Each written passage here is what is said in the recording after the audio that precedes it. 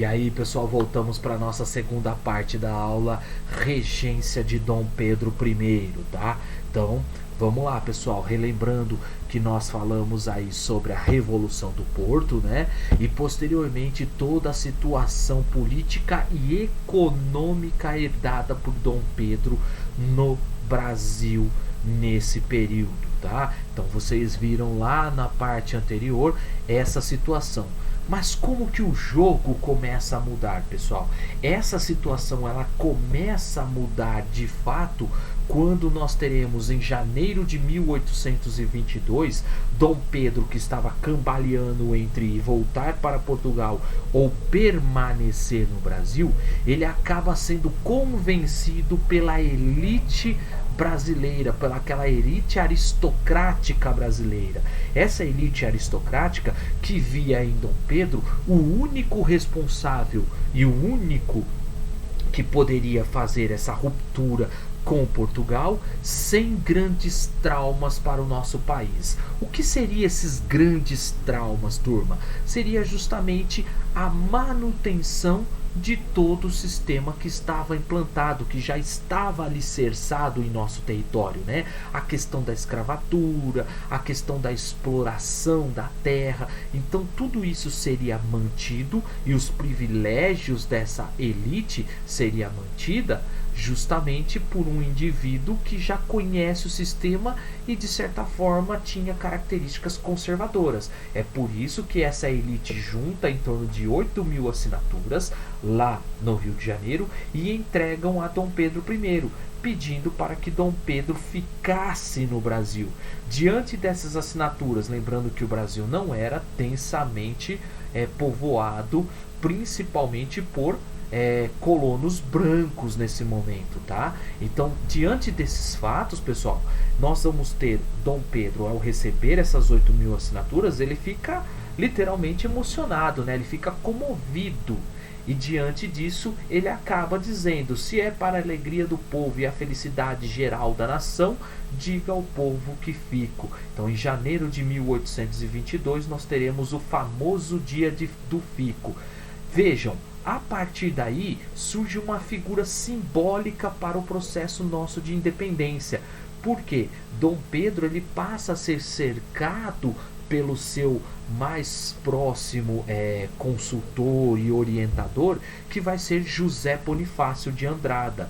Tá? Então José Bonifácio de Andrada, irmão também de já um revolucionário lá da Revolução de Pernambuco de 1817, o Carlos de Andrada, tá? José Bonifácio de Andrada, ele se cerca de Dom Pedro e ele começa a fazer as suas orientações. Ele vai ser tipo um braço direito de Dom Pedro. E é ele quem vai trazer Dom Pedro para junto dessa elite brasileira.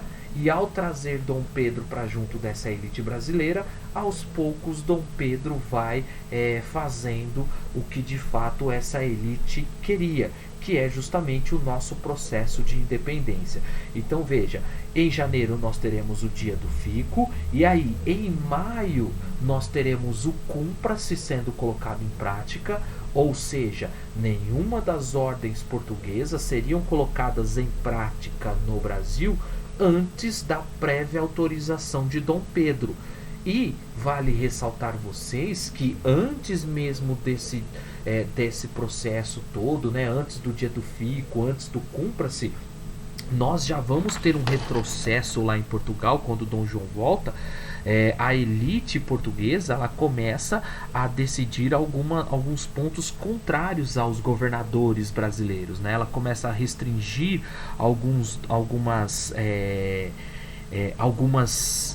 formas desses governadores terem autonomia. Então eles restringem a autonomia desses governadores. Então esses governadores eles passaram a ser submetidos ao governo de Portugal. Eles não tinham uma certa independência. Como cumpra-se, nenhuma das ordens novas que viessem de Portugal, elas deveriam ser colocadas em prática sem antes Dom Pedro autorizar. Isso é muito importante, porque ele vai arrumar um certo conflito tanto com os parlamentares portugueses, até mesmo com o seu pai, tá? Em junho é convocada uma Assembleia Nacional Constituinte. Essa Assembleia Nacional Constituinte, ela seria responsável pelo primeiro texto constitucional brasileiro. Veja que aqui nós já temos o Brasil caminhando para um processo de independência. Então já estava indo nesse rumo, né? Em agosto, as tropas portuguesas passaram a ser consideradas inimigas, então nenhuma tropa portuguesa poderia desembarcar no Brasil sem autorização. Logicamente, um português não poderia desembarcar no Brasil sem autorização de Dom Pedro, principalmente tropas. As tropas passaram a ser consideradas inimigas, pessoal. E dia 7 de setembro, depois de Dom Pedro receber o ultimato de seu pai para que ele regressasse a Portugal, em 7 de setembro, estando ali nas proximidades do rio Ipiranga, as margens do rio Ipiranga, ele que estava voltando de uma conferência em São Paulo com alguns burgueses, alguns comerciantes, ele recebe essa carta que veio endereçada do Rio de Janeiro diretamente a Dom Pedro. No meio do caminho ele recebe essa pedra, essa carta, e aí ele acaba, portanto, possesso da vida, declarando que a partir daquele momento o Brasil não estaria mais submetido às ordens de Portugal. Então, a partir de 7 de setembro, às margens do rio Ipiranga, nós temos o famoso Grito do Ipiranga, o grito de independência. E dia 1º do 12, ou seja, dia 1º de dezembro de 1822, Dom Pedro é coroado o imperador do Brasil, o primeiro imperador do Brasil, Dom Pedro I. Pessoal, se vocês tiverem alguma dúvida, estarei disponível para vocês lá nas nossas lives que ocorrem às quartas-feiras, tá? Bom, seguindo aqui para a nossa última parte, vejam que esse processo de independência ele não foi aceito de certa forma por uma grande parcela aí da população, que não representava toda a população que estava no Brasil, mas uma parcela não aceitou esse processo de independência. E aí nós teremos eclodindo em algumas capitanias, né, antigas capitanias, e aí depois com o processo de independência acabaram se tornando províncias. Então nós teremos eclodindo nessas regiões algumas guerras de independências no Maranhão, no Grão-Pará, na Bahia, no Piauí, e pegando o barco a região da Cisplatina também. Com esse processo das guerras de independência, ela acabou aproveitando o barquinho para que pudesse assim encaixar a sua independência, tá? É interessante aqui falar para vocês que dentro dessas guerras nós teremos as participações de tropas ligadas ao imperador, né, homens leais a Dom Pedro, mas nós também teremos mercenários, como o Lord Cochrane, que vai ser um dos mercenários aí contratado por Dom Pedro, tá? Então nós teremos uma grande parcela aí de soldados que vão lutar ao lado de Dom Pedro para conter essas guerras de independência.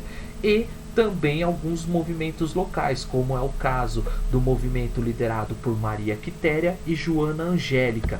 Caiu no vestibular o ano passado sobre Maria Quitéria, que é considerada a primeira patrona aí do exército brasileiro, né? Então ela é a patrona do exército brasileiro. Ok, pessoal? Se vocês tiverem alguma dúvida, aguardo vocês na nossa aulinha de quarta-feira. Fica aqui para vocês um grande beijo e assim nos encontramos lá. Abraço, tchau, tchau.